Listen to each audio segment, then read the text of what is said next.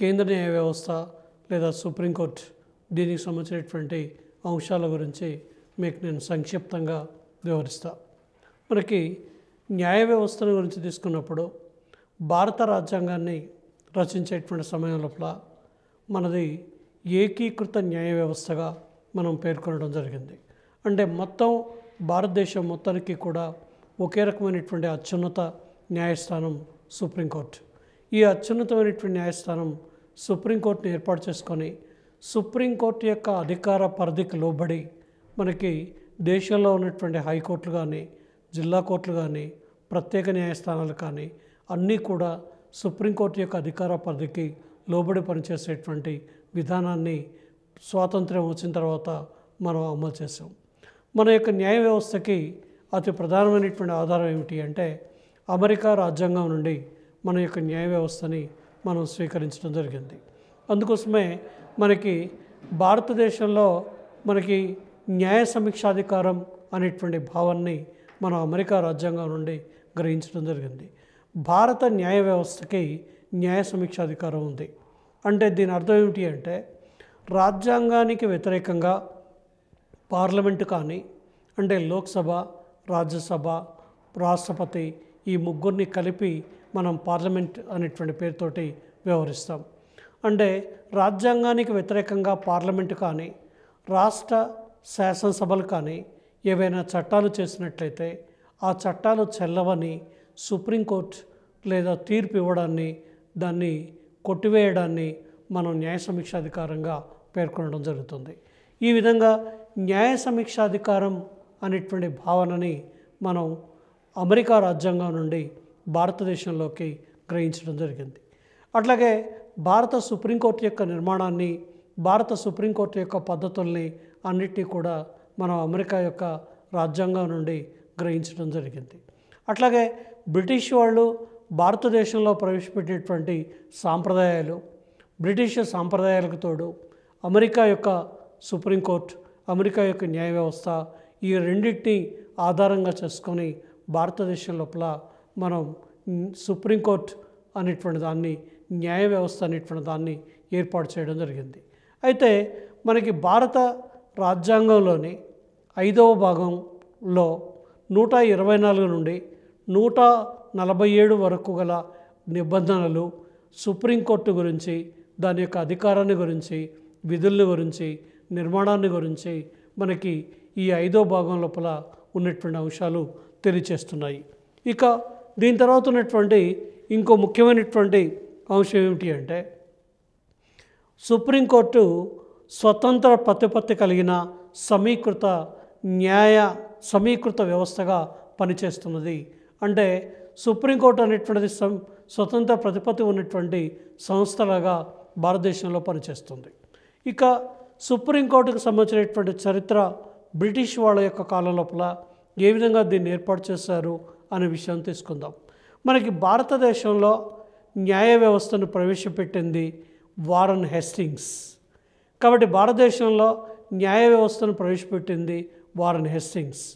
భారతదేశంలో న్యాయ వ్యవస్థని అభివృద్ధి చేసింది కారన్ వాలిస్. వీళ్ళిద్దరి యొక్క కాలం లోపలనే మనకి వారన్ హేస్టింగ్స్ దీన్ని ప్రవేశపెడితే కారన్ వాలిస్ భారతదేశం లోపల న్యాయ వ్యవస్థ అనేటువంటి దాన్ని అభివృద్ధి చేయడం జరిగింది. అందుకోసమే మనం కారన్ వాలిస్ని భారతదేశంలో న్యాయ వ్యవస్థకు పితామహుడుగా పేర్కొనడం జరుగుతుంది. కాబట్టి భారత న్యాయ వ్యవస్థ పితామహుడుగా మనం కారన్ వాలిస్ని పేర్కొంటున్నాం. ఇక 1974లో కలకత్తా నందు పోర్ట్ విలియం నందు సుప్రీంకోర్టును ఏర్పాటు చేశారు 1774 లోపల. దీని మొదటి ప్రధాన న్యాయమూర్తి సర్ ఎలిజా ఇంపే అనేటువంటి ఆయన మొట్టమొదటి న్యాయమూర్తిగా పనిచేశారు. ఇక 1935 భారత ప్రభుత్వ చట్టం ప్రకారం సుప్రీంకోర్టు న్యూఢిల్లీలో ఫెడరల్ కోర్టుగా స్థాపించబడింది. కాబట్టి 1935లో దీన్ని ఫెడరల్ కోర్టుగా ఏర్పాటు చేశారు. దీని మొదటి ప్రధాన న్యాయమూర్తి సర్ మారిష్ వెయర్ అనేటువంటి ఆయన మొట్టమొదటి ప్రధాన న్యాయమూర్తిగా పనిచేసినటువంటి పరిస్థితి ఉంది. ఇక స్వాతంత్ర్యం వచ్చిన తర్వాత 1947 ఆగస్టు 15 తర్వాత మనకి భారత రాజ్యాంగం అమల్లోకి వచ్చిన తర్వాత 1950 జనవరి 26వ తారీఖున భారత రాజ్యాంగం అమల్లోకి వస్తే 1950 జనవరి 28 నుండి సుప్రీంకోర్టు ఏర్పాటు చేయడం జరిగింది. కాబట్టి న్యూఢిల్లీ కేంద్రంగా మనకి సుప్రీంకోర్టు మొట్టమొదటిసారిగా ఏర్పాటు చేసి సుప్రీంకోర్టు న్యూఢిల్లీ కేంద్రంగా పనిచేస్తూ ఉంది. ఇక దీని యొక్క మొదటి ప్రధాన న్యాయమూర్తి హెచ్జే కానియా. సుప్రీంకోర్టు అంటే భారతదేశానికి స్వాతంత్ర్యం వచ్చిన తర్వాత మొట్టమొదటి సుప్రీంకోర్టు ప్రధాన న్యాయమూర్తిగా హెచ్జే కానియా పనిచేశారు. ఇక రాజ్యాంగం అమల్లోకి వచ్చాక ఫెడరల్ కోర్టుని తిరిగి సుప్రీంకోర్టుగా మార్పు చేశారు. సుప్రీంకోర్టు భారతదేశంలో స్వతంత్ర ప్రతిపత్తి కలిగిన అత్యున్నత న్యాయస్థానంగా పనిచేయుటకు గల కారణాలు ఏంటి? ఎందుకంటే స్వతంత్ర ప్రతిపత్తి మనం కల్పించడంతో పాటు దీనికి కారణం ఏమిటి అని చెప్పొచ్చు అంటే భారత సమైక్య విధానం అనుసరించటం. ఇక్కడ విద్యార్థులు ఒక విషయం గుర్తుపెట్టుకోవాలి. భారత రాజ్యాంగంలోని 1వ ప్రకరణం భారతదేశాన్ని యూనియన్ ఆఫ్ స్టేట్స్గా పేర్కొంది, రాష్ట్రాల యూనియన్గా పేర్కొంది. ఇక్కడ గుర్తుపెట్టుకోండి, భారత రాజ్యాంగంలో ఎక్కడ కూడా సమైక్య అనే పదం ఉపయోగించబడలేదు. కానీ సమైక్య లక్షణాలు భారత రాజకీయ వ్యవస్థ లోపల ఉన్నాయి. లిఖిత రాజ్యాంగం, దృఢ రాజ్యాంగం, 2 స్థాయిల్లో ప్రభుత్వాలు లేదా అధికారాల విభజన, స్వతంత్ర ప్రతిపత్తి కలిగిన న్యాయశాఖ, ఇవన్నీ కూడా మనం సమైక్య లక్షణాలుగా పేర్కొంటాం. ఈ సమైక్య లక్షణాలన్నీ కూడా భారత రాజకీయ వ్యవస్థ లోపల ఉన్నాయి. కాబట్టి మనం భారతదేశంలో ఉన్నటువంటి ఈ భారత సమైక్య విధానం అనుసరించడం వల్ల ఈ సమైక్య విధానాన్ని పరిరక్షించడం అనేది ఎవరి యొక్క బాధ్యతగా మనం పేర్కొంటున్నాము అంటే సుప్రీంకోర్టు యొక్క ప్రధానమైనటువంటి బాధ్యతగా పేర్కొంటున్నాం. అట్లాగే సుప్రీంకోర్టు యొక్క ప్రధానమైనటువంటి రెండో విధి ఏమిటి అంటే ప్రాథమిక హక్కుల సంరక్షకులుగా వ్యవహరించటం. మొదటిది మనం సమైక్య అన్నాం. సమైక్య అంటే కేంద్ర ప్రభుత్వం, రాష్ట్ర ప్రభుత్వం. కేంద్ర రాష్ట్రాల మధ్య వివాదాలని పరిష్కారం చేయటం, రాష్ట్రాలకు మధ్య వివాదాలని పరిష్కారం చేయటం, ఇది ఓ ముఖ్యమైనటువంటి అంశం. రెండవ అంశం ఏమిటి అంటే ప్రాథమిక హక్కుల సంరక్షకులు ఎవరు అంటే సుప్రీంకోర్టు. ప్రాథమిక హక్కులకు ఏ రకమైనటువంటి భంగం వాటిల్లినా మనం రిట్స్ వేసి ఆ రిట్స్ ద్వారా ఏం చేయొచ్చు అంటే మన యొక్క హక్కుల్ని కాపాడుకోవచ్చు. ఇక మూడోది ఏమిటి అంటే రాజ్యాంగ ఆధిక్యతని కాపాడడం. రాజ్యాంగం యొక్క ఆధిక్యతని కాపాడే బాధ్యత ఇవాళ సుప్రీంకోర్టుకు ఉంది.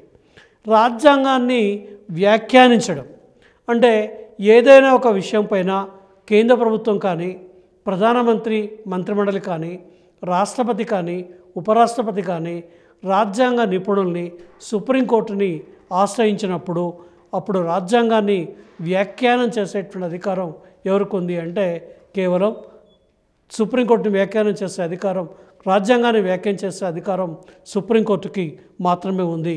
ఇక రాజ్యాంగానికి అర్థ వివరణ చెప్పేటువంటి అధికారం కూడా సుప్రీంకోర్టుకు మాత్రమే ఉంది. కాబట్టి ఈ ప్రధానమైనటువంటి అంశాలను దృష్టిలో పెట్టుకొని భారతదేశంలో స్వతంత్ర ప్రతిపత్తి కలిగినటువంటి న్యాయశాఖని మనం అమెరికాలో ఎట్లయితే వాళ్ళు ఏర్పాటు చేశారో అదేవిధంగా భారతదేశంలో కూడా స్వతంత్ర ప్రతిపత్తి కలిగినటువంటి న్యాయశాఖని ఏర్పాటు చేయడం జరిగింది. ఇక ఇంకో ముఖ్యమైనటువంటి అంశం ఏమిటి అంటే సుప్రీంకోర్టు యొక్క నిర్మాణం. సుప్రీంకోర్టు న్యాయమూర్తులను రాష్ట్రపతి నియమిస్తారు. న్యాయమూర్తుల సంఖ్యను పార్లమెంటు నిర్ణయిస్తుంది. కాబట్టి సుప్రీంకోర్టులో ఎంతమంది న్యాయమూర్తులు ఉండాలి, సుప్రీంకోర్టు యొక్క న్యాయమూర్తుల యొక్క సంఖ్య ఎంత అనేటువంటి విషయాన్ని పార్లమెంటే నిర్ణయిస్తుంది.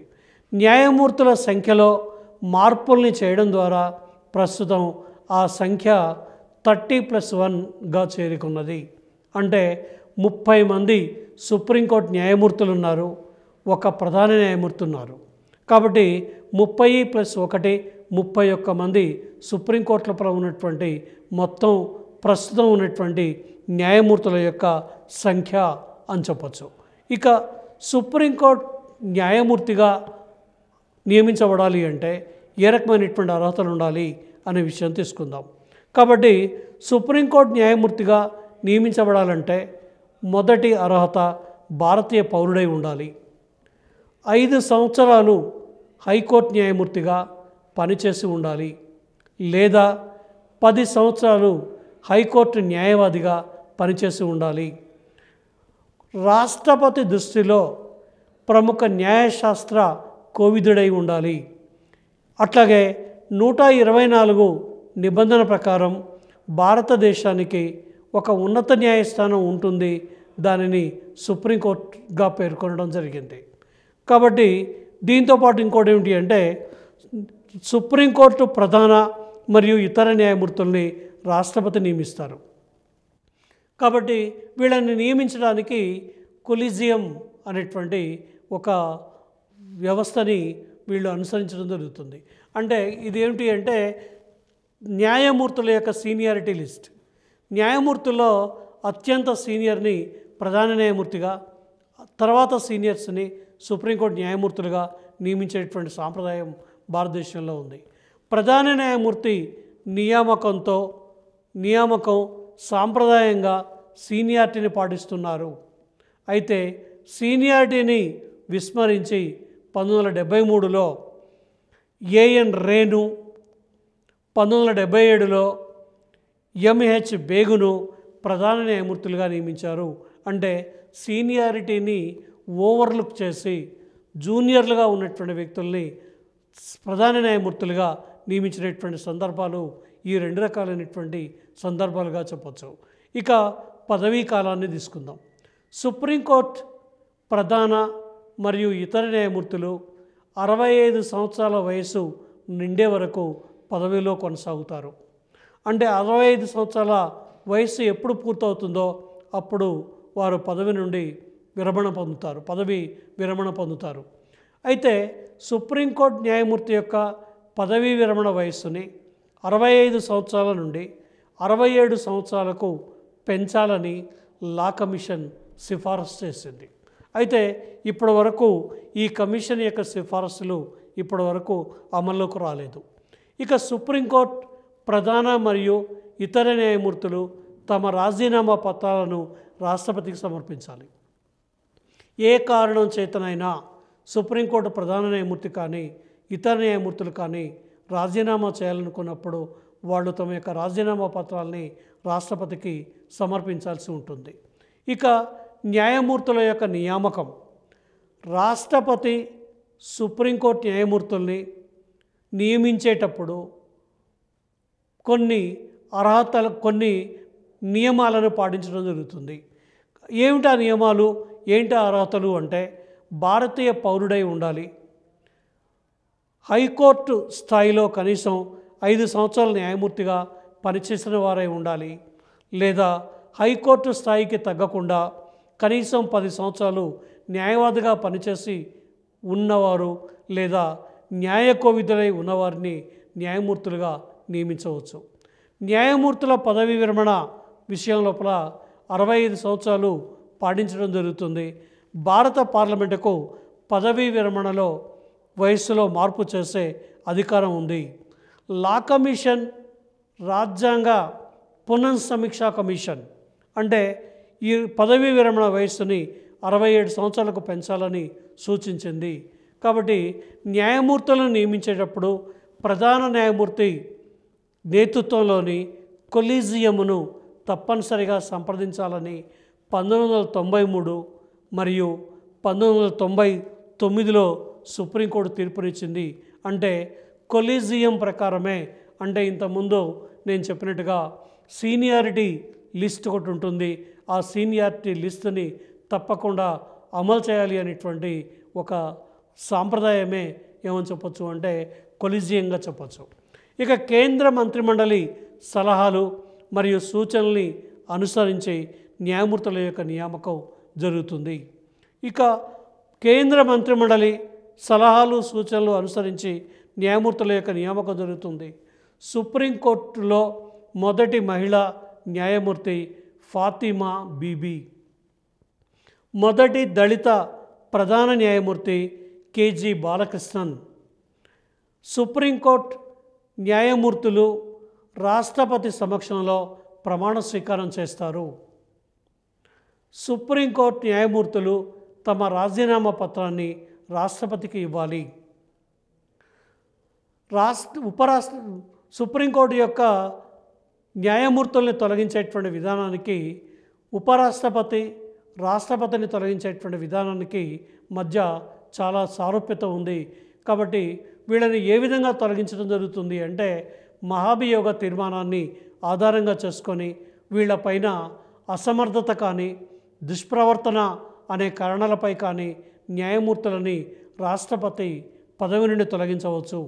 అట్లాగే రాష్ట్రపతిని తొలగించిన పద్ధతిలోనే అనగా పార్లమెంటు 2/3 వంతు మెజారిటీ తీర్మానం ఆమోదంతో పదవి నుండి తొలగించబడతారు. ఇక న్యాయమూర్తులను పదవి నుండి తొలగించే తీర్మానం నోటీస్పై కనీసం 50 మంది ఎంపీలు సంతకం చేయాలి. కాబట్టి న్యాయమూర్తులను తొలగించాలి అంటే న్యాయమూర్తులు నోటీస్ పైన 50 మంది ఎంపీలు సంతకాలు చేసి 14 రోజుల ముందు నోటీస్ ఇవ్వాలి. తీర్మానాలన్నీ ప్రవేశపెట్టిన సభ ఒక విచారణ కమిటీని ఏర్పాటు చేస్తుంది.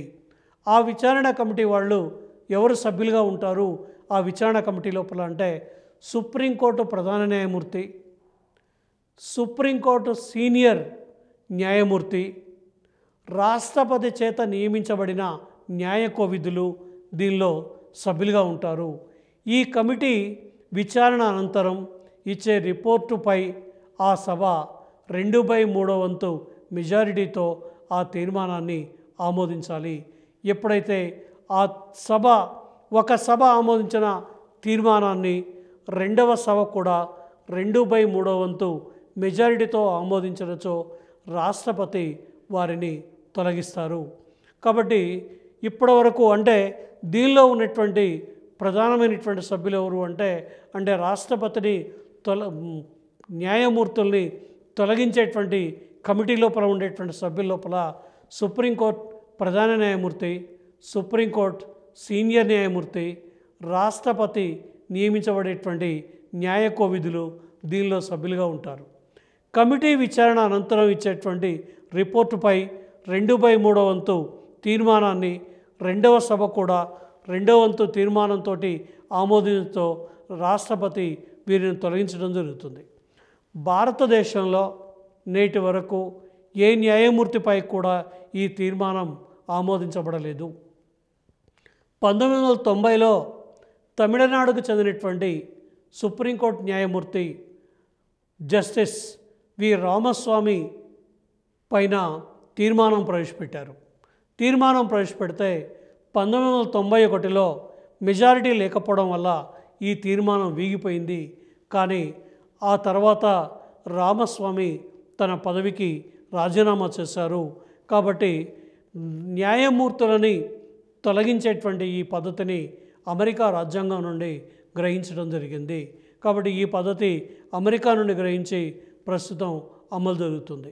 ఇక ప్రధాన న్యాయమూర్తి కానీ ఇతర న్యాయమూర్తుల యొక్క వేతనాల గురించి తీసుకున్నప్పుడు మనకి 125వ నిబంధన ప్రకారం సుప్రీంకోర్టు న్యాయమూర్తులు జీతభత్యాలను పార్లమెంటు నిర్ణయిస్తుంది.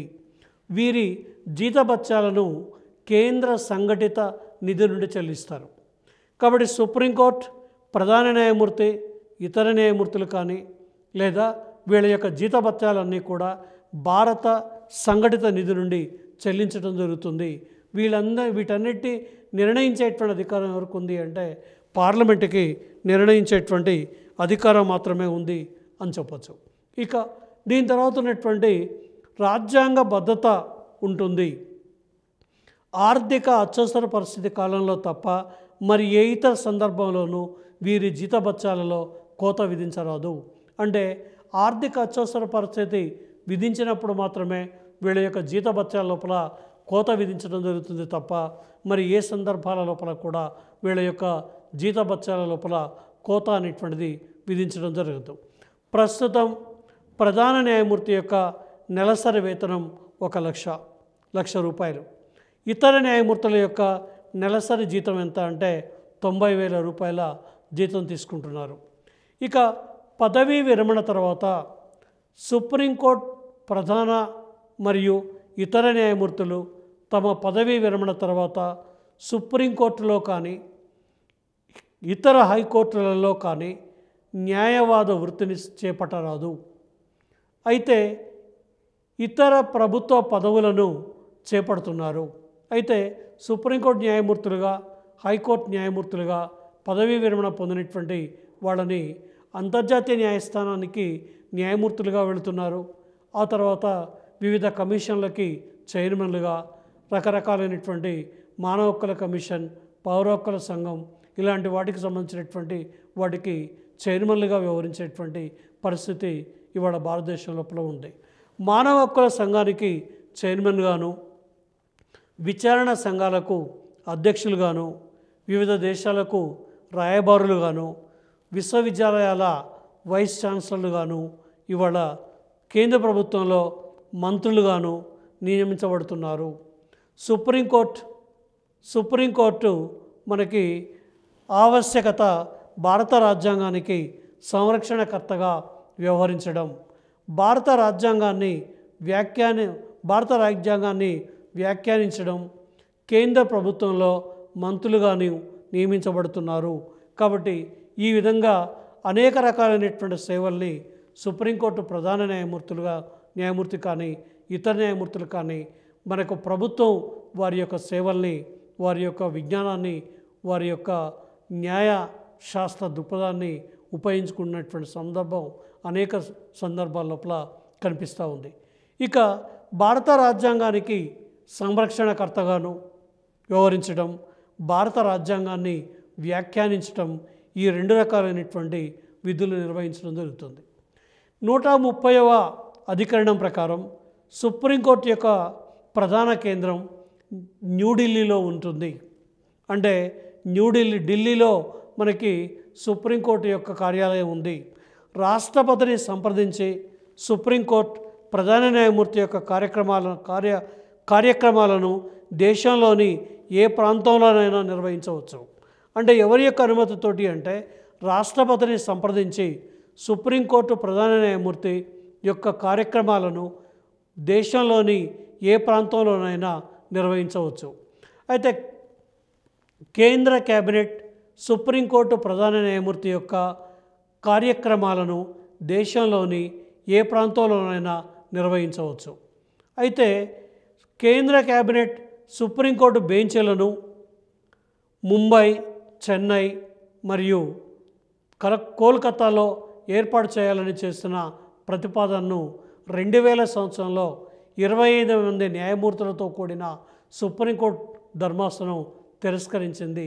అంటే కేంద్ర మంత్రిమండలి సుప్రీంకోర్టు బెంచీల్ని వివిధ పట్టణాల లోపల ఏర్పాటు చేయాలని చెప్పి నిర్ణయిస్తే 25 మందితో కూడుకున్నటువంటి సుప్రీంకోర్టు బెంచ్ లేదు, ఏర్పాటు చేయడానికి వీల్లేదు అని చెప్పి తిరస్కరించింది. అయితే లా కమిషన్ ఇటీవల తన నివేదికలో ఢిల్లీ, ముంబై, చెన్నై, హైదరాబాద్ మరియు కోల్కతా యందు ప్రత్యేక బెంచ్లను ఏర్పాటు చేయాలని సూచించింది. ఎవరు అంటే లా కమిషన్. ఇక సుప్రీంకోర్టు యొక్క అధికారాలు, విధుల గురించి తీసుకుందాం. సుప్రీంకోర్టు యొక్క అధికారాల్ని మనం ప్రధానంగా ఒరిజినల్ లేదా ప్రాథమిక విచారణ అధికార పరిధి అని చెప్పి మనం పేర్కొంటున్నాం. ఆర్టికల్ 131 ప్రకారం కేవలం సుప్రీంకోర్టు మాత్రమే విచారించుటకు అవకాశం గల అంశాలు దీనిలో ఉన్నాయి. అంటే దీన్నే మనం ఒరిజినల్ లేదా ప్రారంభ అధికార పరిధి అనేటువంటి పేరుతోటి మనం దీన్ని పేర్కొనడం జరుగుతుంది. దీనిలో భాగంగా మనకు ప్రధానంగా ఇంతకుముందే చెప్పుకున్నట్టు భారతదేశంలో సమైక్య లక్షణాలు ఉన్నాయి. ఈ సమైక్య లక్షణాల వల్ల కేంద్రానికి రాష్ట్రానికి మధ్య వివాదాలు ఏర్పడవచ్చు, రాష్ట్రాలకు మధ్య వివాదాలు ఏర్పడవచ్చు. మనం చూస్తూ ఉన్నాం, కేంద్రానికి రాష్ట్రాలకు మధ్య ఏదైనా విషయంలో వివాదం తలెత్తినప్పుడు ఆ వివాదాలని సుప్రీంకోర్టు పరిష్కారం చేస్తున్నది. ఇక రాష్ట్రాలకు మధ్య తలెత్తినటువంటి వివాదాలని మనకు తెలుసు. రాష్ట్రాలకు మధ్య తలెత్తే వివాదాల లోపల అతి ముఖ్యమైనటువంటి సమస్య మనకు తెలుసు, ఆంధ్రప్రదేశ్, కర్ణాటక, తెలంగాణ రాష్ట్రాల మధ్య ఉన్నటువంటి కృష్ణానది జలాల యొక్క విషయంలో వివాదం కానీ, లేదా మహారాష్ట్ర, తెలంగాణ రాష్ట్రం, ఆంధ్రప్రదేశ్ రాష్ట్రాల మధ్య ఉన్నటువంటి గోదావరి నదీ జలాలకు సంబంధించినటువంటి విషయం లోపల కానీ, లేదా ఇంకా కొన్ని రకాలైనటువంటి సమస్యల విషయం లోపల కానీ రాష్ట్రాలకు మధ్య తలెత్తేటువంటి అన్ని రకాలైనటువంటి వివాదాల్ని సుప్రీంకోర్టు పరిష్కారం చేస్తుంది. ఇక దీని తర్వాత ఉన్నటువంటి ఇంకో ముఖ్యమైనటువంటి అంశం ఏమిటి అంటే, భారత ప్రభుత్వం విదేశాలతో కుదుర్చుకునే ఒప్పందాల విషయంలో తలెత్తేటువంటి వివాదాల్ని పరిష్కారం చేస్తుంది. ఎందుకంటే ఇవాళ శాస్త్ర సాంకేతిక రంగాల్లో అద్భుతమైనటువంటి అభివృద్ధి వచ్చింది. ఈ శాస్త్ర సాంకేతిక రంగాల్లో వచ్చినటువంటి అభివృద్ధి వల్ల ఇవాళ ప్రపంచంలో అనేక దేశాలు ఆర్థిక రంగంలో, లేదా వాణిజ్య రంగంలో, సాంకేతిక రంగంలో, లేదా అంతరిక్షానికి చెందినటువంటి సాంకేతిక పరిజ్ఞానం విషయంలో ప్రపంచంలో ఉన్నటువంటి రాజ్యాల మధ్య ఇవాళ అనేక రకాలైనటువంటి ఒప్పందాలు జరుగుతున్నాయి. ఈ ఒప్పందాలలో ఏమన్నా వివాదాలు ఏర్పడినప్పుడు ఆ రకమైనటువంటి వివాదాల్ని సుప్రీంకోర్టు ఏం చేస్తుంది అంటే పరిష్కారం చేస్తుంది. కాబట్టి ఇది ప్రారంభ అధికార పరిధి లోపల, ఒరిజినల్ అధికార పరిధి లోపల ఉన్నటువంటి అతి ముఖ్యమైనటువంటి అంశంగా చెప్పచ్చు. 1957లో పశ్చిమ బెంగాల్ రాష్ట్రానికి, భారత ప్రభుత్వానికి మనకి సుప్రీంకోర్టు తొలిసారిగా కేంద్ర రాష్ట్రాల మధ్య వివాదాలని పరిష్కరించింది లేదా విచారించింది. 1957లో పశ్చిమ బెంగాల్ రాష్ట్రానికి, కేంద్ర ప్రభుత్వానికి మధ్య వివాదం తలెత్తినప్పుడు ఆ వివాదాన్ని పరిష్కారం చేస్తుంది. ఇక రాష్ట్రాల మధ్య వివాదాలని విచారించింది. భారత ప్రభుత్వం గనులను జాతీయం చేసిన అంశంపై పశ్చిమ బెంగాల్ ప్రభుత్వం సవాల్ చేయడం జరిగింది.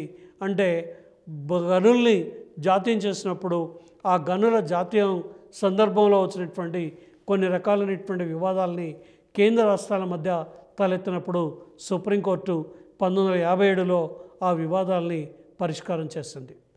ఇక రెండో ముఖ్యమైనటువంటి అధికారంగా ఏం చెప్తున్నాము అంటే అప్పీళ్ల విచారణ అధికారాలు అని చెప్తున్నాం. హైకోర్టు వివిధ కేసుల్లో ఇచ్చిన తీర్పుల పట్ల అసంతృప్తి చెందిన వారు, న్యాయం జరగలేదని భావించిన వారు సుప్రీంకోర్టులో అప్పీలు చేయవచ్చును. మనకు తెలుసు, సుప్రీంకోర్టులో మనం ఏదైనా ఒక కేసు, హైకోర్టులో ఏదైనా ఒక కేసు వేసాం, జిల్లా కోర్టులో ఏదైనా ఒక కేసు వేసాం, మున్సిపల్ కోర్టులో కేసు వేస్తే న్యాయం జరగలేదని జిల్లా కోర్టుకు రావచ్చు, జిల్లా కోర్టులో న్యాయం జరగలేదనుకుంటే హైకోర్టుకు రావచ్చు, హైకోర్టులో న్యాయం జరగలేదనుకుంటే సుప్రీంకోర్టుకు వెళ్ళచ్చు. దీన్ని మనం అప్పీళ్ల విచారణ అధికారం అని చెప్తున్నాం. అంటే అప్పీల్ చేసుకునేటువంటి అధికారం ఎవరికి ఉంది అంటే, ఎవరైతే వ్యక్తి ఉంటారో ఆ వ్యక్తి తమకు న్యాయం జరగలేదు న్యాయస్థానంలో అని చెప్పి ఉన్నత న్యాయస్థానాన్ని ఆశ్రయిస్తే అలాంటి కేసుల్ని మొత్తాన్ని కూడా సుప్రీంకోర్టు ఏం చేస్తుంది అంటే అప్పీల్ చేసుకుంటే వాటిని స్వీకరిస్తుంది. అయితే రాజ్యాంగబద్ధమైన అప్పీళ్ళు, ఈ అప్పీళ్ళు ఎన్ని రకాలుగా ఉంటాయి అంటే మనకి కొన్ని రకాలుగా న్యాయశాఖ వర్గీకరణ చేస్తుంది. ఆ న్యాయశాఖ వర్గీకరణ చేసినటువంటి వాటిలో ఒకటి రాజ్యాంగబద్ధమైనటువంటి అప్పీళ్ళు. ఆర్టికల్ 132 ప్రకారం మనకి ప్రభుత్వాలు రూపొందించిన చట్టాలు రాజ్యాంగ భద్రతను ప్రశ్నించే విధంగా ఉన్నప్పుడు వాటిని సుప్రీంకోర్టులో అప్పీల్ చేసుకోవచ్చు. అంటే రాష్ట్ర ప్రభుత్వం ఏవైనా చట్టాలు రూపొందించినప్పుడు రాష్ట్ర ప్రభుత్వం రూపొందించినటువంటి చట్టాల యొక్క విషయం లోపల మనకి రాజ్యాంగ భద్రతను ప్రశ్నించే విధంగా ఉన్నట్లయితే మనం సుప్రీంకోర్టును ఆశ్రయించి సుప్రీంకోర్టు లోపల కేసు వేసుకోవచ్చు. ఇంకోటి అప్పీల్ చేసుకోవచ్చు. ఎస్సీ వర్గీకరణ అంశం, ముస్లింల రిజర్వేషన్ మొదలైనటువంటి అంశాన్ని సుప్రీంకోర్టు లోపల ప్రస్తుతం సవాల్ చేశారు. ఎందుకంటే రాజ్యాంగం ఇచ్చినటువంటి అంశాలకు భిన్నంగా ఉన్నాయని చెప్పి వీటిపైన సవాల్ చేయడం జరిగింది. ఇక ఇంకొకటి సివిల్ అప్పీళ్ళు. సివిల్ అప్పీళ్ళను గురించి ఆర్టికల్ 133 ఆర్టికల్ అంటే అధికరణం 133 తెలియచేస్తుంది. సివిల్ అప్పీళ్ళు అనగా ఆస్తి వివాదాలపై వేసే అప్పీళ్ళు. ఆస్తి విషయంలో, ఆస్తి వివాదంలో ఆస్తి విలువ కనీసం ₹1,00,000 పైగా ఉంటే ఆ వివాదాన్ని స్వీకరించడం జరుగుతుంది. ఉదాహరణకి భూ సంస్కరణల చట్టం కానీ, బ్యాంకుల జాతీయకరణ కానీ, ఇవన్నీ కూడా కేంద్ర ప్రభుత్వం సుప్రీంకోర్టు ఏం చేస్తుంది అంటే విచారణకు స్వీకరించింది. ఎందుకంటే భూ సంస్కరణల చట్టం ద్వారా ఏం జరిగింది అంటే భూస్వాముల యొక్క భూముల్ని పంచిపెట్టి పేద ప్రజలకు పంచిపెట్టేటువంటి కార్యక్రమం ఎప్పుడైతే కేంద్ర ప్రభుత్వం చేపట్టిందో అప్పుడు ఈ భూస్వాములంతా కూడా సుప్రీంకోర్టును ఆశ్రయించి మాకు ఆస్తి హక్కు ఉంది, మా ఆస్తి హక్కుకు భిన్నంగా మా భూముల్ని లాక్కుంటున్నారు అని చెప్పి వెళ్ళడంతో బ్యాంకుల జాతీయకరణ కూడా చేయడంతో దీనిపైన సివిల్ పరమైనటువంటి వివాదాల యొక్క విషయం లోపల సుప్రీంకోర్టు కేసులు స్వీకరిస్తుంది. ఇక క్రిమినల్ అప్పీళ్ళు ఆర్టికల్ 134 అంటే 134వ అధికరణం ప్రకారం క్రిమినల్ అప్పీళ్ళని సుప్రీంకోర్టు స్వీకరిస్తుంది. నేరానికి సంబంధించిన అప్పీళ్ళు హైకోర్టులో వివిధ క్రిమినల్ కేసులలో ఇచ్చిన తీర్పులపై సుప్రీంకోర్టులో అప్పీల్ చేసుకోవడానికి ఈ అంశం అవకాశాన్ని కల్పిస్తుంది. అంటే క్రింది న్యాయస్థానాలలో నేరం నిరూపించబడి క్రింది న్యాయస్థానాల్లో శిక్షలు పడినట్టయితే ఆ శిక్షలు పడినటువంటి వ్యక్తులు తాము నిరపరాధులమని, మేము నేరం చేయలేదని సుప్రీంకోర్టుని ఆశ్రయించినట్టయితే, సుప్రీంకోర్టుకి అప్పీల్ చేసుకున్నట్టయితే ఆ అప్పీళ్ళని సుప్రీంకోర్టు స్వీకరిస్తుంది. ఇవి మనం క్రిమినల్ అప్పీల్గా పేర్కొనడం జరుగుతుంది.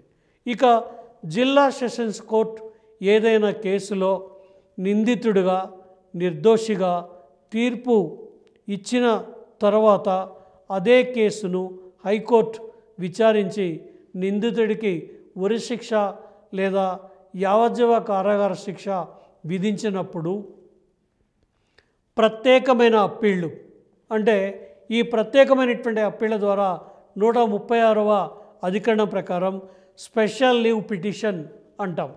ఈ స్పెషల్ లీవ్ పిటిషన్ ద్వారా మనం సుప్రీంకోర్టుని ఆశ్రయించవచ్చు. హైకోర్టు తానిచ్చిన తీర్పులపై సుప్రీంకోర్టులో అప్పీలుకు అనుమతి పత్రాన్ని జారీ చేస్తుంది. కాబట్టి మనం హైకోర్టు నుంచి సుప్రీంకోర్టుకు వెళ్ళాలి అంటే సుప్రీంకోర్టు కూడా మనకేమిస్తుంది అంటే ఒక అనుమతి పత్రాన్ని అందజేస్తుంది. ఆ అనుమతి పత్రంతో సుప్రీంకోర్టుకి వెళ్ళడం జరుగుతుంది.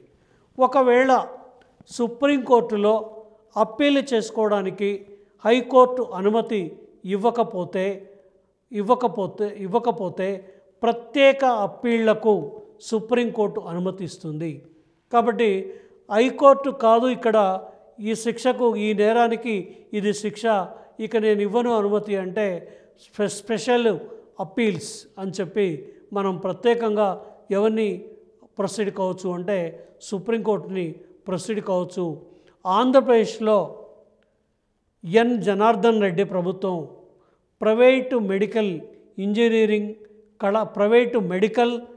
ఇంజనీరింగ్ కళాశాలలకు అనుమతినిస్తూ జారీ చేసిన జీవో మనం ఏం చేస్తామంటే జారీ చేసినటువంటి జీవోని సుప్రీంకోర్టులో సవాల్ చేసాం. సుప్రీంకోర్టులో సవాల్ చేసి ప్రైవేట్ రంగం లోపల ఇంజనీరింగ్ కాలేజీల్ని, ప్రైవేట్ సెక్టార్ లోపల మెడికల్ కాలేజీలను ఇవ్వద్దు అని చెప్పి మనం ఆశ్రయించడం జరిగింది. కాబట్టి ఈ విధంగా హైకోర్టు ఇచ్చినటువంటి తీర్పులు, జిల్లా కోర్టులు ఇచ్చినటువంటి తీర్పుల్ని హైకోర్టులో, హైకోర్టు ఇచ్చినటువంటి తీర్పుల్ని సుప్రీంకోర్టులో, హైకోర్టు అనుమతి ఇవ్వనటువంటి కేసులు ఏమైనా ఉన్నట్టయితే స్పెషల్ లీవ్ అప్పీల్ పేరుతోటి సుప్రీంకోర్టుని ఆశ్రయించేటువంటి అధికారం ఎవరికి ఉంది అంటే మనకి ప్రజలకు ఉంది. ఈ విధంగా ప్రజల యొక్క హక్కుల్ని కాపాడమే కాకుండా ప్రజలకు న్యాయాన్ని సమకూర్చేటువంటి అధికారం ఎవరికి ఉంది అంటే మనకి సుప్రీంకోర్టు ఆ రకమైనటువంటి అధికారాల్ని కలిగి ఉంది. ఇంకొక ముఖ్యమైనటువంటి అధికారంగా ఏం చెప్పొచ్చు అంటే కోర్ట్ ఆఫ్ రికార్డ్ ఆర్టికల్ 129 ప్రకారం సుప్రీంకోర్టు వివిధ కేసులలో తాను ఇచ్చినటువంటి తీర్పులను రికార్డుల రూపంలో భద్రపరుస్తుంది. మనకి ఏ తీర్పు కావాలన్నా హైకోర్టు ఇచ్చినటువంటి తీర్పు కానీ, సుప్రీంకోర్టు ఇచ్చినటువంటి తీర్పులు కానీ ఏవైనా కావాలన్నప్పుడు మనం కోర్టుకు వెళ్ళి కొంత చలానా కట్టినట్టయితే ఆ చలానా కట్టి నాకు పలానా కేసు కావాలి, లేదా ఇంతకుముందు ఇచ్చినటువంటి కొన్ని చారిత్రాత్మకమైనటువంటి సుప్రీంకోర్టు ఇచ్చినటువంటి తీర్పులు ఉన్నాయి. ఈ సుప్రీంకోర్టు ఇచ్చినటువంటి చారిత్రాత్మకమైనటువంటి తీర్పుల్ని మాకు కావాలి అన్నప్పుడు మనకి జిరాక్స్ కాపీలు అందజేయడం జరుగుతుంది.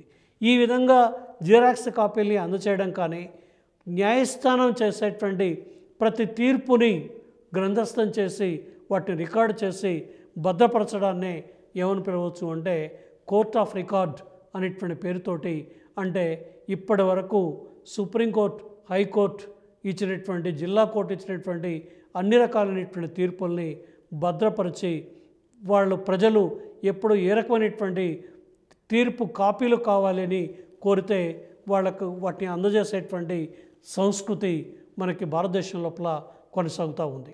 ఇక కోర్ట్ ఆఫ్ రికార్డు క్రింద కోర్టులకు ఆయా వివాదాలతో మార్గదర్శక సూత్రాలుగా ఉంటాయి. కాబట్టి వీటిని అనుపూర్వికాలు అంటారు. అంటే కేస్ లాస్ అంటే వీటిని ఏం చెప్పవచ్చు అంటే న్యాయస్థానం రూపొందించినటువంటి చట్టాలుగా పేర్కొంటాం. న్యాయస్థానం రూపొందించినటువంటి చట్టాలు అంటే మనం ఒక నేరం జరిగింది, ఆ నేరానికి న్యాయమూర్తి సహజ న్యాయాన్ని ఆధారంగా చేసుకొని తీర్పు ఇవ్వడం జరుగుతుంది. సహజ న్యాయాన్ని ఆధారంగా చేసుకొని తీర్పు ఇచ్చినప్పుడు ఆ విధంగా ఇచ్చినటువంటి తీర్పులు కొత్త చట్టాల యొక్క రూపకల్పనకి దారితీస్తాయి. ఉదాహరణకి నిర్భయ చట్టంలో ఇచ్చినటువంటి తీర్పులు కానీ, పోటా చట్టం లోపల వచ్చినటువంటి పోటాకు సంబంధించినటువంటి విషయంలో ఇచ్చినటువంటి తీర్పులు పోటా చట్టంగా రూపొందడానికి కానీ, నిర్భయ చట్టం రూపొందడానికి కానీ, లేదా కొన్ని అత్యాచార విషయాల లోపల జరుగుతున్నటువంటి చట్టాల యొక్క రూపకల్పన లోపల కానీ, వరకట్నం విషయంలో వచ్చినటువంటి కొన్ని రకాలైనటువంటి వివాదాల్లో ఇచ్చినటువంటి తీర్పులు కానీ నూతన చట్టాల యొక్క రూపకల్పనకి దారితీస్తున్నాయి. ఈ నూతన చట్టాల యొక్క రూపకల్పనకి దారితీయడానికి ఈ అనుపూర్వికాలు లేదా కేస్ లాస్ లేదా వీటిని సహజ న్యాయం, న్యాచురల్ లా ఇవన్నీ కూడా దోహదం చేస్తూ ఉన్నాయి అని చెప్పచ్చు. ఇక కోర్ట్ ఆఫ్ రికార్డు ధిక్కరణ, కోర్టు ధిక్కార నేరంగా పరిగణించబడుతుంది. అంటే న్యాయస్థానం ఏదైనా ఒక విషయాన్ని అమలు చేయమని, లేదా పలానా వ్యక్తికి నష్టం జరిగింది, ఈ లబ్ధి చేకూర్చమని ఒక తీర్పు ఇచ్చినప్పుడు ఆ తీర్పుని ప్రభుత్వాలు అమలు చేయకపోయినా, ఏ సంస్థలైనా అమలు చేయకపోయినా మళ్ళీ మనం న్యాయస్థానాన్ని ఆశ్రయించవచ్చు. ఆ విధంగా న్యాయస్థానాన్ని ఆశ్రయించడాన్ని ఏమని చెప్తున్నామంటే కోర్టు ధిక్కార న్యాయం, కంటెంట్ ఆఫ్ కోర్ట్ అని చెప్తాం. కంటెంట్ ఆఫ్ కోర్టు ద్వారా న్యాయస్థానాన్ని ఆశ్రయించి మనం దానికి తగినటువంటి ప్రతిఫలాన్ని పొందవచ్చు, న్యాయాన్ని పొందవచ్చు అని చెప్తున్నాం. కాబట్టి కోర్టు ధిక్కరణ నేరానికి 6 నెలల జైలు మరియు 2000 రూపాయల జరిమానా విధిస్తారు. వీటిలో 1 కానీ 2 శిక్షలు కలిపి కానీ విధించడం జరుగుతుంది. కాబట్టి కోర్ట్ ఆఫ్ రికార్డుతో పాటే మనకి ఏముంటుంది అంటే మనకి కంటెంట్ ఆఫ్ కోర్ట్ ద్వారా మనం న్యాయస్థానాన్ని ఆశ్రయించవచ్చు. మహమ్మద్ సలీం ఇస్మాయిల్ వర్సెస్ భారత ప్రభుత్వం వాద్యంలో అయోధ్యలోని వివాదాస్పద స్థలం పరిరక్షణలో ఉత్తరప్రదేశ్ ముఖ్యమంత్రి కళ్యాణ్ సింగ్ జాతీయ సమైక్యత మండలి మరియు సుప్రీంకోర్టుకి ఇచ్చిన హామీ నిలబెట్టుకోవడంలో విఫలమైనందున కోర్టు కళ్యాణ్ సింగ్కు 1 రోజు జైలు శిక్ష 2000 రూపాయల జరిమానా విధించింది. దీన్నే మనం ఏం చెప్తున్నామంటే దీన్ని న్యాయస్థాన ధిక్కారం అని చెప్పి దాని లోపల శిక్ష వేయడం అనేటువంటిది జరుగుతుంది.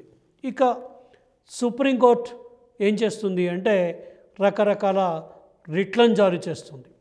32వ అధికరణం దేనికి సంబంధించింది అంటే రాజ్యాంగ పరిహార హక్కు. రాజ్యాంగాన్ని కాపాడుకునేటువంటి హక్కులో భాగంగా సుప్రీంకోర్టు ప్రాథమిక హక్కుల సంరక్షకుడుగా వ్యవహరిస్తుంది. ప్రాథమిక హక్కుల సంరక్షకుడుగా వ్యవహరిస్తూ కొన్ని రకాలైనటువంటి రిట్లని జారీ చేస్తుంది. కాబట్టి ఆ రిట్లు ఏమిటి అంటే హేబియస్ కార్పస్. హేబియస్ కార్పస్ అంటే we may have the body, we may have the body అంటే అరెస్ట్ చేస్తున్న వ్యక్తి కానీ అతని యొక్క శరీరాన్ని కానీ మాకు వెంటనే చూపించాలి అని చెప్పి కోర్టుని ఆశ్రయించడాన్ని మనం హేబియస్ కార్పస్ అని చెప్తున్నాం. We may have the body అని చెప్తున్నాం. దీని తర్వాత ఉన్నటువంటి రెండో దాన్ని మాండమస్, ప్రొహిబిషన్, సెర్సియోరారీ, కోవారెంటో అనేటువంటి ఈ రిట్లని సుప్రీంకోర్టు జారీ చేస్తుంది.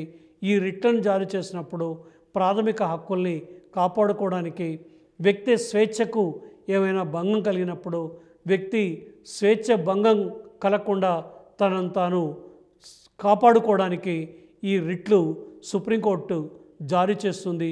ఈ రిట్లు జారీ చేయడం అంటే ప్రాథమిక హక్కుల్ని ఒక రకంగా కాపాడడమే. ఇక సలహా రూపక అధికారాలు ఆర్టికల్ 143వ అధికరణం ప్రకారం ఈ సలహాపూర్వక అధికారాలు ఇస్తుంది. పరిపాలనా వ్యవహారాలలో రాజ్యాంగబద్ధమైన ధర్మ సందేహాలు తలెత్తితే రాష్ట్రపతి ఆర్టికల్ 143 ప్రకారం సుప్రీంకోర్టు న్యాయ సలహాను పొందుతారు. అంటే 143వ అధికరణం ప్రకారం రాష్ట్రపతి లేదా పరిపాలన సంబంధమైనటువంటి విషయాలలో ఏవైనా సందేహాలు ఏర్పడినట్టయితే అవి రాజ్యాంగ సంబంధమైనటువంటి విషయాలైనట్టయితే ఆ రాజ్యాంగ సంబంధమైనటువంటి విషయాల లోపల సుప్రీంకోర్టు ప్రధాన న్యాయమూర్తి సుప్రీంకోర్టు యొక్క ఇతర న్యాయమూర్తుల యొక్క సలహాని కోరుతారు. ఆ సలహాని కోరినట్టయితే వాళ్ళు ఆ విషయం లోపల సలహాను అందచేయటం జరుగుతుంది. ఇవి సాధారణంగా ఎప్పుడూ కూడా రాష్ట్రపతి ఎవరి యొక్క సలహాల్ని కోరుతారు అంటే మనకి సుప్రీంకోర్టు యొక్క సలహాల్ని కోరడం జరుగుతుంది. ఇక దీని తర్వాత ఉన్నటువంటి ఇంకోటి ఏమిటి అంటే సుప్రీంకోర్టు ఇచ్చిన న్యాయ సలహాను రాష్ట్రపతి తప్పనిసరిగా పాటించాల్సిన అవసరం లేదు. రాజ్యాంగ అంశాలైతే కనీసం 5 జడ్జీలకు తగ్గకుండా న్యాయమూర్తులకు తగ్గకుండా ఉండి ధర్మాసనాలతో సుప్రీంకోర్టు తన న్యాయ సలహాను ఇవ్వాలి. ఇంతవరకు మన రాష్ట్రపతులు 14 అంశాలకు సంబంధించిన వివాదాలలో సుప్రీంకోర్టు సలహాను పొందారు. అంటే సుప్రీంకోర్టు సలహాని పొందినప్పుడు ఒక్క వ్యక్తి ఒక్క జడ్జి కాకుండా ఒక్క న్యాయమూర్తి కాకుండా కనీసం 5 న్యాయమూర్తుల బెంచ్ రాష్ట్రపతికి సలహా ఇవ్వాలి లేదా కేంద్ర ప్రభుత్వానికి సలహా ఇవ్వాలి. రాష్ట్ర ప్రభుత్వానికి లేదా కేంద్ర ప్రభుత్వానికి సలహా ఇచ్చినప్పుడు ఆ సలహాని ఆధారంగా చేసుకొని వాళ్ళు ఏం చేయాలి అంటే దాన్ని పరిష్కారం చేయాలి. మొదటిసారిగా డాక్టర్ బాబు రాజేంద్ర ప్రసాద్ 1951లో ఢిల్లీ న్యాయ చట్టాల విషయంపై సుప్రీంకోర్టు సలహాను పొందారు. ఇది మొట్టమొదటిసారిగా జరిగినటువంటి సంఘటనగా చెప్పవచ్చు. ఇతను అత్యధికంగా 3 సార్లు సుప్రీంకోర్టు సలహాను పొందారు. ఇక 2006లో రాష్ట్రపతి ఏపీజే అబ్దుల్ కలాం లాభదాయక పదవులు విషయమై సుప్రీంకోర్టు సలహాను పొందారు. కాబట్టి మొదటిసారి బాబు రాజేంద్ర ప్రసాద్ సుప్రీంకోర్టు సలహాను తీసుకున్నారు. రెండవసారి మనకి 14 సార్లు రాష్ట్రపతి సలహాను పొందారు. మనకి ఈ మధ్య కాలంలో అబ్దుల్ కలాం రాష్ట్రపతిగా పనిచేసినటువంటి కాలంలో 2006 సంవత్సరం లోపల లాభదాయక పదవుల విషయం లోపల సుప్రీంకోర్టు నుంచి మనకు సలహాలను తీసుకోవడం జరిగింది. ఇక విచారణ అధికార పరిధి సుప్రీంకోర్టు ప్రధాన ఇతర న్యాయమూర్తులు లేదా పదవీ విరమణ చేసిన న్యాయమూర్తులు ప్రభుత్వం ఏర్పాటు చేసే విచారణా సంఘాలకు అధ్యక్షులుగా వ్యవహరిస్తున్నారు. కాబట్టి ఇది అతి ముఖ్యమైనటువంటి అంశంగా మనం ఇంతకుముందు చెప్పుకున్నాం. మానవ హక్కుల కమిషన్ కానీ వీటన్నిటికీ కూడా వీళ్ళు వ్యవహరించడం జరుగుతుందని. ఇందిరాగాంధీ హత్య విషయంలో తక్కర్ కమిషన్, రాజీవ్ గాంధీ హత్య విషయంలో జైన్ కమిషన్, వర్మా కమిషన్, కేంద్ర రాష్ట్ర సంబంధాల అధ్యయనానికి ఆర్ఎస్ అంటే రంజిత్ సింగ్ సర్కారియా కమిషన్, మదన్ మోహన్ పూంచి కమిషన్, ఇవన్నీ కూడా మనకి రకరకాలైనటువంటి కమిషన్లకు చైర్మన్గా మనం సుప్రీంకోర్టుకు చెందినటువంటి న్యాయమూర్తుల్ని తీసుకొని ఆ న్యాయమూర్తులతోటి అనేక రకాలైనటువంటి కమిషన్లు వేయడం జరిగింది. ఇక దిగువ న్యాయస్థానాలపై పర్యవేక్షణ నియంత్రణ అధికారం ఆర్టికల్ 141 ప్రకారం సుప్రీంకోర్టు దేశంలోని న్యాయస్థానాలపైన నియంత్రణ కలిగి ఉంటుంది. అంటే ఇంతకుముందే చెప్పుకున్నాం, సుప్రీంకోర్టు ఏకీకృత న్యాయ వ్యవస్థని కలిగి ఉంది అని చెప్పాం. భారతదేశం మొత్తానికి కూడా ఒకే న్యాయస్థానం సుప్రీంకోర్టు. సుప్రీంకోర్టు యొక్క అధికార పరిధికి లోబడే మనకి భారతదేశంలో ఉన్నటువంటి హైకోర్టులు కానీ, ప్రత్యేక న్యాయస్థానాలు కానీ, జిల్లా కోర్టులు కానీ, సెషన్ కోర్టులు కానీ, మనకి మున్సిపల్ కోర్టులు కానీ, అన్ని రకాలైనటువంటి న్యాయస్థానాలు సుప్రీంకోర్టు యొక్క అధికార పరిధికి లోబడి పనిచేయడం జరుగుతుంది. కాబట్టి 141 అధికరణం ప్రకారం న్యాయస్థానాలపై పర్యవేక్షణ అధికారం, నియంత్రణ అధికారం సుప్రీంకోర్టుకు మాత్రమే ఉంది. ఇది సుప్రీంకోర్టుకు ఉన్నటువంటి అతి ముఖ్యమైనటువంటి అధికారంగా పేర్కొంటున్నాం. ఇక సుప్రీంకోర్టు యొక్క తీర్పులు దేశంలోని అన్ని న్యాయస్థానాలకి శిరోధార్యం. న్యాయ నిర్వహణలో దిగువ న్యాయస్థానాలు అనుసరించాల్సిన పద్ధతులను గురించి సుప్రీంకోర్టు జారీ చేసే మార్గదర్శక సూత్రాలను తప్పనిసరిగా పాటించాలి. అంటే భారతదేశంలో అన్ని న్యాయస్థానాలు సుప్రీంకోర్టు యొక్క ఆదేశాలని, సుప్రీంకోర్టు యొక్క అన్ని రకాలైనటువంటి నియమాల్ని జారీ చేసేటువంటి నియమాల్ని పాటించాలి. సుప్రీంకోర్టు యొక్క అధికార పరిధికి లోబడి పనిచేసేటువంటి పరిస్థితి భారతదేశంలో ఉండాలి. ఇక దీని తర్వాత ఉన్నటువంటి ఇంకో అంశం ఏమిటి అంటే తీర్పులను సమీక్ష చేసే అధికారం మనకి సుప్రీంకోర్టుకు ఉంది. ఆర్టికల్ 137 ప్రకారం సుప్రీంకోర్టు తన తీర్పులను తానే సమీక్షించుకొని నూతన తీర్పుల్ని ఇవ్వవచ్చు. అంటే ఈ విధంగా భారతదేశం లోపల సుప్రీంకోర్టు అనేక సందర్భాల లోపల తీర్పులు ఇచ్చింది. ఉదాహరణకి గోలకనాథ్ కేసు విషయంలో కానీ, కేశవానంద భారతి కేసు విషయంలో కానీ, మినర్వాల్స్ కేసు విషయంలో కానీ, బేలా బెనర్జీ కేసు విషయం లోపల కానీ సుప్రీంకోర్టు కొన్ని తీర్పులు ఇచ్చి ప్రాథమిక హక్కుల్ని మార్పు చేసే అధికారం పార్లమెంటుకు లేదని తీర్పిచ్చింది. సుప్రీంకోర్టుకి మరొక తీర్పు లోపల ప్రాథమిక హక్కుల్ని మార్పు చేసేటువంటి అధికారం పార్లమెంటుకు ఉంది అని చెప్పి మరొక సందర్భం లోపల తీర్పునిచ్చింది. అంటే ఈ విధంగా దేశకాల పరిస్థితులకు అనుగుణంగా, సహజ న్యాయానికి అనుగుణంగా సుప్రీంకోర్టు ఏం చేస్తుంది అంటే తీర్పుల్ని పునఃపరిశీలన చేసేటువంటి అధికారం ఎవరికి ఉంది అంటే సుప్రీంకోర్టుకి తీర్పుల్ని పునఃపరిశీలన చేసేటువంటి అధికారం ఉంది. కాబట్టి భారతదేశం లోపల ఏకీకృత న్యాయ వ్యవస్థ పనిచేస్తుంది. ఈ న్యాయ వ్యవస్థకు ఉన్నటువంటి అత్యంత ప్రధానమైనటువంటి అధికారాన్ని మనం న్యాయ సమీక్షాధికారం అని చెప్తున్నాం.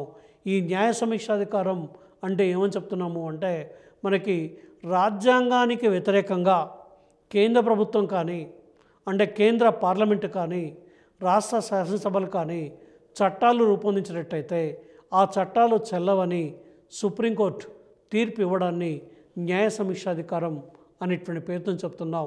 ఈ న్యాయ సమీక్షాధికారం అనేటువంటి భావనని మనం అమెరికా రాజ్యాంగం నుండి భారతదేశంలోకి గ్రహించడం జరిగింది. ఈ విధంగా భారతదేశంలో ఏకీకృత న్యాయ వ్యవస్థ ఏర్పాటు చేయడంతో పాటు అమెరికాలో ఏ రకమైనటువంటి మోడల్ని ఏర్పాటు చేశారో భారతదేశంలో కూడా అదే రకమైనటువంటి మోడల్ని భారతదేశంలో ఏర్పాటు చేయడం జరిగింది. అతి ముఖ్యమైనటువంటి అంశాలు సుప్రీంకోర్టు న్యాయమూర్తుల్ని, ప్రధాన న్యాయమూర్తిని, రాష్ట్రపతి నియమిస్తారు.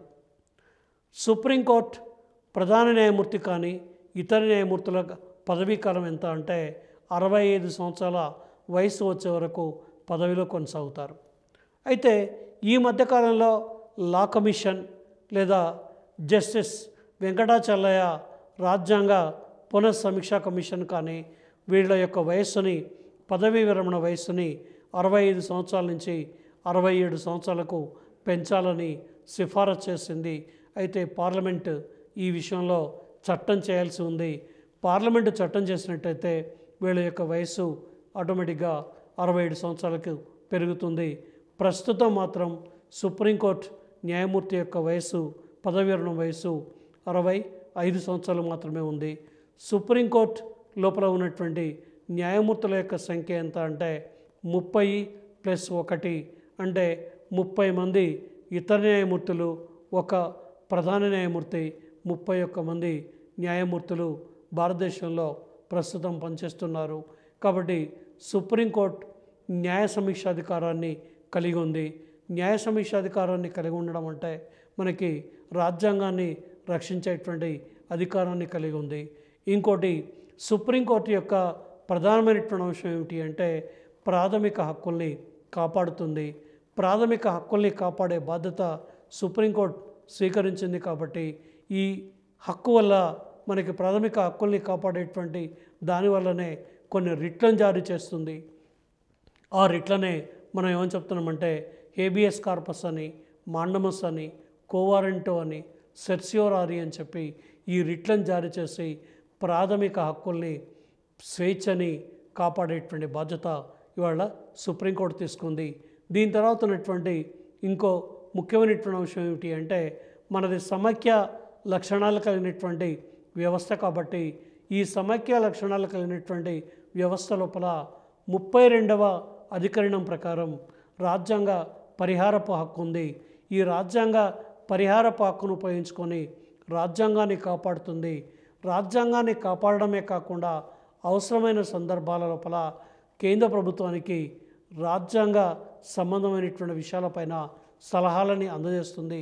రాజ్యాంగ సంబంధమైనటువంటి విషయాలపైన సలహాలు ఇచ్చేటువంటి బెంచ్ కనీసం 5 సభ్యులతో కూడినటువంటి బెంచ్ కేంద్ర ప్రభుత్వానికి లేదా రాష్ట్రపతికి సలహాలు ఇచ్చేటువంటి అధికారాన్ని కలిగి ఉంది. అట్లాగే ఇంకోటి ఏమిటి అంటే మనకి భారతదేశంలో ఉన్నటువంటి కొన్ని ప్రధాన నగరాల లోపల అంటే బొంబాయి, కలకత్తా, మద్రాస్, హైదరాబాద్ మొదలైనటువంటి ప్రాంతాల లోపల సుప్రీంకోర్టు బెంచీల్ని ఏర్పాటు చేయాలని చెప్పి కోరితే సుప్రీంకోర్టు వాటిని తిరస్కరించింది. అదేవిధంగా ఈ మధ్యకాలంలోనే లా కమిషన్ ఒక భారతదేశంలో ఉన్నటువంటి కొన్ని ప్రధానమైనటువంటి నగరాల లోపల బెంచీల్ని ఏర్పాటు చేయాలి అంటే సుప్రీంకోర్టు బెంచెస్ని ఏర్పాటు చేయాలనేటువంటి అభిప్రాయాన్ని ఈ మధ్యకాలంలో లా కమిషన్ వ్యక్తం చేసింది. కాబట్టి లా కమిషన్ మనకి అతి ముఖ్యమైనటువంటి కొన్ని న్యాయ సంస్కరణల్ని భారతదేశం లోపల ప్రవేశపెట్టాలని చెప్పి సూచించింది. ఈ విధంగా సుప్రీంకోర్టు యొక్క న్యాయమూర్తి యొక్క వేతనం, ప్రధాన న్యాయమూర్తి యొక్క వేతనం 1,00,000 రూపాయలు, ఇతర న్యాయమూర్తుల యొక్క వేతనాన్ని 90,000 రూపాయలకు నిర్ణయించి ఈ విధానాన్ని అమలు చేయాలి అని చెప్పి మనకి ప్రస్తుతం అమలు చేస్తుంది. ఈ వేతనాలు అంటే సుప్రీంకోర్టు ప్రధాన న్యాయమూర్తి కానీ ఇతర న్యాయమూర్తులకు చెందినటువంటి వేతనాలు కానీ భారత సంఘటిత నిధి నుండి చెల్లించడం జరుగుతున్నది.